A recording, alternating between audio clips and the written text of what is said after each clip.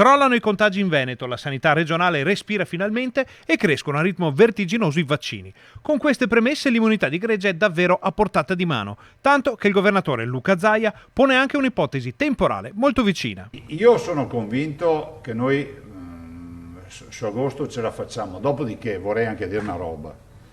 Se il tema è, viste le prenotazioni e tutto, vedo che insomma se riuscisse ad arrivarci un bel po' di vaccini ad agosto il giro di boa lo facciamo.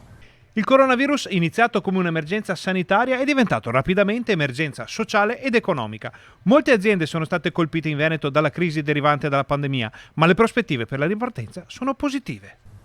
Si sta ripartendo bene, gli indicatori sono positivi e io direi anche per un'ipotesi di PIL a due cifre, 10-12% in un anno potrebbe essere, perché sì, stiamo recuperando il tempo perso, adesso c'è necessità di spiccare il volo.